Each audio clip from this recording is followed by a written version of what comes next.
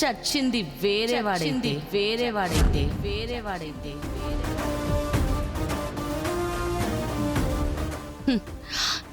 ఏంటలా చూస్తున్నావు? నువ్వు చావుని గెలవాలంటే ఆ రోజు నువ్వు ఛానల్కి వచ్చి ఉండాలి కదా. ఆ రోజు ఛానల్కి వచ్చింది నీ బాడీ డబల్. నా బదులు ఛానల్కి నువ్వు వెళ్ళు. Okay bye.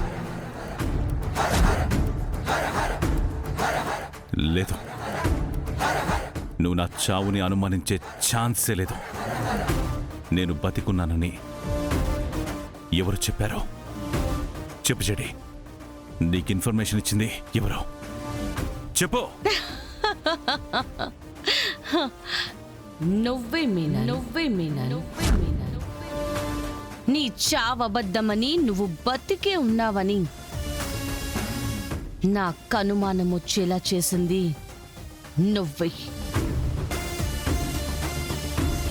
ఆ అనుమానాన్ని కన్ఫర్మ్ చేసింది కూడా నువ్వే.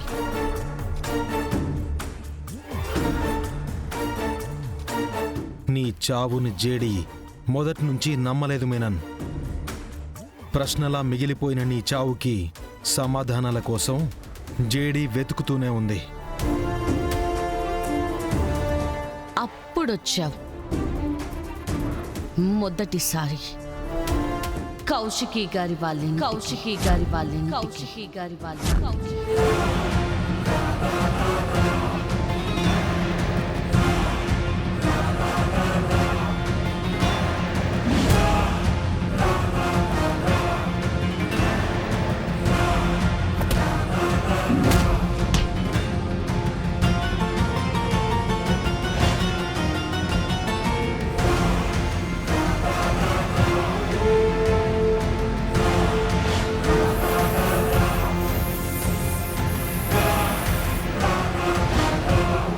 బాయ్. ఆ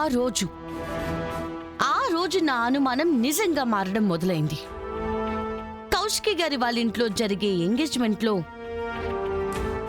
ఎవరో ఆ ఇంటి వాళ్ళని చంపాలనుకున్నారు. వచ్చిన వాడి షూ ప్రింట్ పంపించారు.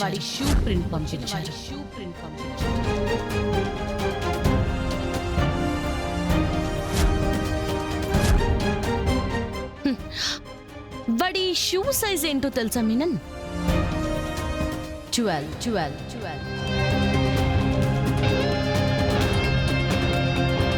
ఈ సిటీలో ఉన్న ఏ గ్యాంగ్స్టర్ కి ఈ షూ సైజ్ లేదు. అప్పుడే నువ్వు బతికే ఉన్నావని నాకు కన్ఫర్మ్ అయింది. కానీ ఎంత ఆలోచించినా కళ్ళ ముందు చనిపోయిన మీనన్ ఎలా అందరినీ చంపుతున్నాడో నాకు అర్థం కాలేదు. చనిపోయిన మీనన్ చంపలేడేమో గాని బ్రతికున్న మీనన్ చంపగలడు కదా. అక్కడున్నది నువ్వే అని కన్ఫర్మ్ అవ్వగానే అప్పుడు నీ ప్లాన్ మొత్తం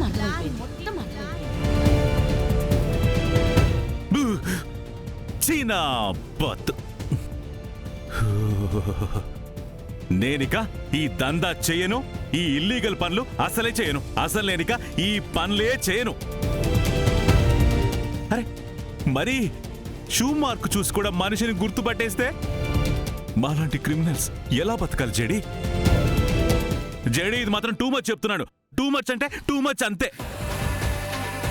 అరే ఎన్ని నెలలు కష్టపడి ప్లాన్ చేస్తే ఒక్క షూ ప్రింట్ తో మొత్తం కనిపెట్టేస్తే ఎలా జేడి? ఇంత పెద్ద డాన్ని ఇంతమంది గ్యాంగ్ ఉన్నారు.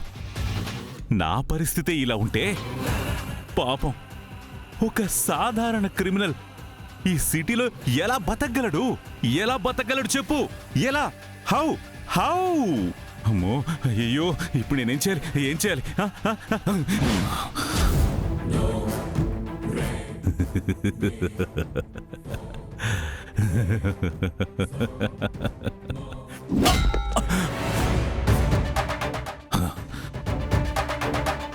రేయ్, వేసేయండిరా.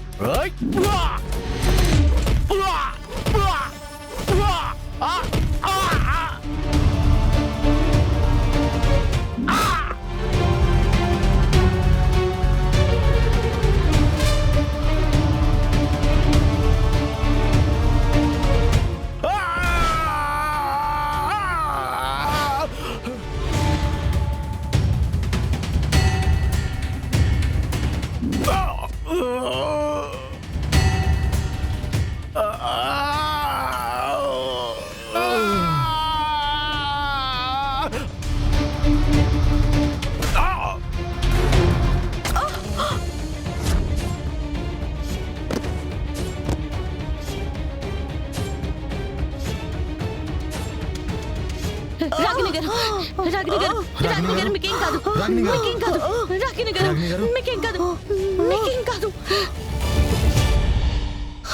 కేదార్, అంబులెన్స్ కి కాల్ చేయాలి. రాగిణి గారు, మీకేం కాదు, మాట్లాడకండి. రాగిణి గారు, మీకేం కాదు, అంబులెన్స్ వచ్చేస్తుంది. కిడి, త్వరగా రమ్మని చెప్పు. ఇప్పుడు కూడా మాట్లాడకపోతే చావులో కూడా నాకు మనశ్శాంతి ఉండదు. రాగిణి గారు, మీకేం కాదు, మీరు బ్రతుకుతారు. మీకేం కాదు. అసలు అసలు మీరు ఇక్కడికి ఎలా వచ్చారండి? నాకు తగలాల్సిన బుల్లెట్ కి మీరెందుకు అడ్డొచ్చారు? నా వదిన చావు మీద పడిన మచ్చ చెరిగిపోవాలంటే, నా వదిన నిజాయితీ బయట పడాలంటే రాగిణి గారు, నా మేనకోడలు జగదాత్రి బతికి ఉండాలి కదమ్మా, బతికి ఉండాలి కదమ్మా, ఉండాలి కదమ్మా.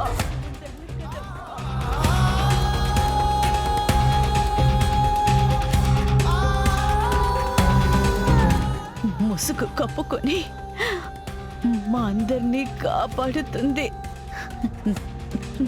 నా కోడలు జగదాత్రి అని తెలిసిపోయింది చెడి, తెలిసిపోయింది చెడి, తెలిసిపోయింది చెడి.